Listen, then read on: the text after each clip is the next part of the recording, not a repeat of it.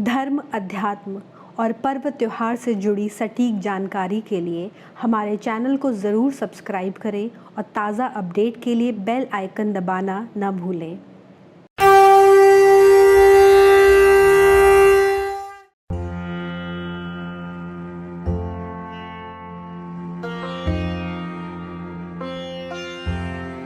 हिंदू धर्म में परिवर्तनी एकादशी का बड़ा महात्म्य है। इसे वामन एकादशी या पद्मा जयंती के नाम से भी जाना जाता है।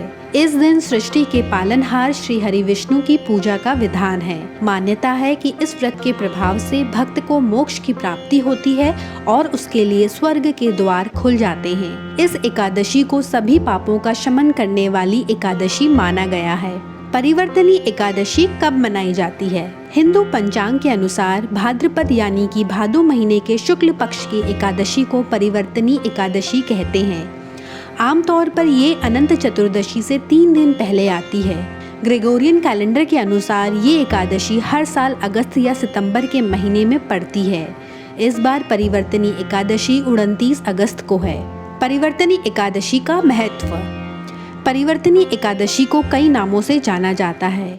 इस एकादशी को डोल 11, जय झूलिनी एकादश, वामन एकादशी, पद्मा एकादशी और पाश एकादशी के नाम से भी जाना जाता है। कहते हैं कि इस डोल 11 का व्रत किए बिना जन्माष्टमी का व्रत पूर्ण नहीं होता है। इस दिन भगवान विष्णु के वामन रूप की पूजा की जाती है, इसलिए इसे वामन एकादशी भी कहा जाता है। मान्यता है कि परिवर्तनी एकादशी के दिन भगवान विष्णु के वामन रूप की पूजा करने से तीनों लोकों की पूजा हो जाती है। इस एकादशी का महत्व इसलिए भी है क्योंकि इस दिन भगवान विष्णु शयन मुद्रा में करवट लेते हैं। करवट बदलने से उनके स्थान में परिवर्तन हो जाता है, इसलिए इसे परिवर्तनी एकादशी कहते हैं। दरअसल चौमास यानी कि आषाढ़, श्रावण, भादो और अश्विन में भगवान विष्णु सोते रहते हैं और फिर देव उठनी एकादशी के दिन ही उठते हैं। लेकिन इस दौरान एक समय ऐसा भी आता है जब सोते हुए श्री हरि विष्णु अपनी करवट बदलते हैं। ये समय भादो मास के शुक्ल पक्ष की एकादशी यानी परिवर्तनी एकादशी का होता है। पौराणिक मान्यता है कि इस एकादशी का व्रत करने से भक्त को वाजपेयी यज्ञ के बराबर फल मिलता है और उसके सभी ज्ञात व अज्ञात पाप नष्ट हो जाते हैं। इसे पद्मा एकादशी के नाम से भी जाना जाता है। ये देवी लक्ष्मी का आह्लादकारी व्रत है, इसलिए इस दिन लक्ष्मी पूजन करना श्रेष्ठ माना गया है। परिवर्तनी एकादशी की पूजा विधि। अगर आप एकादशी का व्रत रखना चाहते हैं तो दशमी यानी कि एक दिन पहले से ही व्रत के नियमों का पालन करें। दशमी से ही ब्रह्मचर्य का पालन करें और सात्विक भोजन ग्रहण करें। एकादशी के दिन स्नान करने के बाद स्वच्छ वस्त्र धारण करें। अब एक लोटे में पानी लेकर उसमें गंगा जल की कुछ बूंदें मिलाएं और उसे अपने ऊपर छिड़कें। इसके बाद घर के मंदिर में आसन ग्रहण कर हाथ जोड़ें और मन ही मन व्रत का संकल्प लें। अब एक चौकी पर भगवान का आसन लगाएं और उस पर गेहूं की ढेरी रखें। एक कलश में जल भरकर उसे गेहूं की ढेरी के ऊपर रखें। कलश पर पान के पत्ते लगाकर नारियल रखें। अब श्री हरि विष्णु की मूर्ति या फोटो में गंगा जल छिड़कें। अगर संभव हो तो भगवान विष्णु के वामन रूप की मूर्ति या फोटो रखें। अब उन्हें वस्त्र अर्पित कर तिलक व अक्षत लगाएं। इसके बाद श्री हरि विष्णु को फूलों की माला पहनाएं। फिर उन्हें फूल, ऋतुफल और तुलसी दल अर्पित करें। अब धूप दीप से विष्णु जी की आरती उतारें। दिन भर उपवास रखें। इसके बाद शाम के समय विधि विधान से आरती उतारें और व्रत की कथा पढ़ें या सुनें। कथा पढ़ने के बाद विष्णु जी को भोग लगाएं और परिवार के सभी सदस्यों में प्रसाद वितरित करें। भगवान विष्णु के साथ ही इस दिन माँ लक्ष्मी की भी विधि विधान से पूजा करनी चाहिए। रात्रि में फलाहार ग्रहण करें और जागरण करें। अगले दिन यानी कि द्वादश को किसी ब्राह्मण को भोजन कराएं और यथाशक्ति दान देकर प्रणाम करें व विदा करें। इस दिन चांदी का दान करना शुभ माना जाता है। स्थापित किए गए कलश के जल को अपने घर में छिड़क दें। बचे हुए जल को किसी पौधे या तुलसी में चढ़ा दें। इसके बाद आप स्वयं भी व्रत का पारण करें। परिवर्तनी एकादशी व्रत कथा। परिवर्तनी एकादशी की व्रत कथा इस प्रकार है। पांडु नंदन अर्जुन ने श्री कृष्ण से कहा, हे प्रभु, भादो की शुक्ल पक्ष की एकादशी का क्या नाम है तथा उसके व्रत का क्या विधान है? उस एकादशी के उपवास को करने से किस फल की प्राप्ति होती है? हे कृष्ण, कृपा कर ये सब समझाकर कहिए।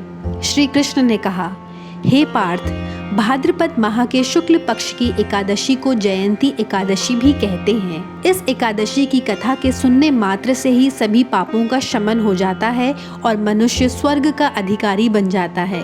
इस जयंती एकादशी की कथा से नीच पापियों का भी उद्धार हो जाता है। यदि कोई धर्मपरायण मनुष्य एकादशी के दिन मेरा पूजन करता है तो मैं उसको संसार की पूजा का फल देता हूँ। जो मनुष्य मेरी पूजा करता है उसे मेरे लोक की प्राप्ति होती है, इसमें तनिक भी संदेह नहीं। जो मनुष्य इस एकादशी के दिन भगवान श्री वामन का पूजन करता है वो तीनों देवता अर्थात ब्रह्मा, विष्णु, महेश की पूजा करता है। हे पार्थ, जो मनुष्य इस एकादशी का उपवास करते हैं उन्हें इस संसार में कुछ भी करना शेष नहीं रहता। इस एकादशी के दिन भगवान विष्णु करवट बदलते हैं, इसलिए इसे परिवर्तनी एकादशी भी कहते हैं। ये सुन विस्मित होकर अर्जुन ने कहा, हे जनार्दन, आपके वचनों को सुनकर मैं भ्रम में पड़ गया हूँ कि आप किस प्रकार सोते तथा करवट बदलते हैं। आपने बलि को क्यों बांधा और वामन रूप धारण करके क्या लीलाएं की। चातुर्मास्य व्रत का विधान क्या है तथा आपके शयन करने पर मनुष्य का क्या कर्तव्य है, कृपा कर सब आप विस्तार पूर्वक कहिए। भगवान श्री कृष्ण ने कहा, हे कुंती पुत्र अर्जुन, अब तुम समस्त पापों का शमन करने वाली इस कथा का ध्यान पूर्वक श्रवण करो। त्रेता युग में बलि नाम का एक असुर था। वो अत्यंत भक्त, दानी, सत्यवादी तथा ब्राह्मणों की सेवा करने वाला था। वो सदा यज्ञ, तप आदि किया करता था। अपनी इसी भक्ति के प्रभाव से वो स्वर्ग में देवेंद्र के स्थान पर राज्य करने लगा। देवराज इंद्र तथा अन्य देवता इस बात को सहन नहीं कर सके और भगवान श्री हरि के पास जाकर प्रार्थना करने लगे। अंत में मैंने वामन रूप धारण किया और तेजस्वी ब्राह्मण बालक के रूप में राजा बलि पर विजय प्राप्त की। ये सुनकर अर्जुन ने कहा, हे लीलापति, आपने वामन रूप धारण करके उस बलि को किस प्रकार जीता, कृपा कर ये सब विस्तार पूर्वक बताइए। भगवान श्री कृष्ण ने कहा, मैंने वामन रूप धारण करके राजा बलि से याचना की, हे राजन, तुम मुझे 3 पग भूमि दान दे दो, इसमें तुम्हें 3 लोक के दान का फल प्राप्त होगा। राजा बलि ने इस छोटी सी याचना को स्वीकार कर लिया और भूमि देने को तैयार हो गया। जब उसने मुझे वचन दे दिया तब मैंने अपना आकार बढ़ाया और भूलोक में पैर, भुवन लोक में जंघा, स्वर्ग लोक में कमर, महलोक में पेट, जनलोक में हृदय, तपलोक में कंठ और सत्यलोक में मुख रखकर अपने शीर्ष को ऊंचा उठा लिया। उस समय सूर्य, नक्षत्र, इंद्र तथा अन्य देवता मेरी स्तुति करने लगे। तब मैंने राजा बलि से पूछा कि हे राजन, अब मैं तीसरा पग कहाँ रखूं? इतना सुनकर राजा बलि ने अपना शीर्ष नीचे कर लिया। तब मैंने अपना तीसरा पग उसके शीर्ष पर रख दिया और इस प्रकार देवताओं के हित के लिए मैंने अपने उस असुर भक्त को पाताल लोक में पहुंचा दिया। तब वो मुझसे विनती करने लगा। मैंने उससे कहा कि हे बलि, मैं सदैव तुम्हारे साथ रहूँगा।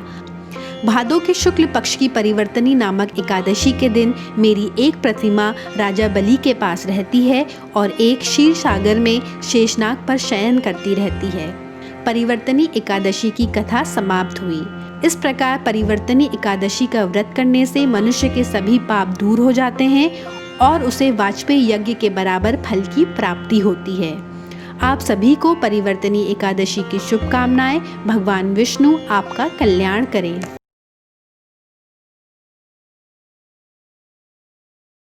धर्म, अध्यात्म, व्रत, त्योहार और ज्योतिष के बारे में और अधिक जानकारी के लिए देखते रहें पूजापंडित.com।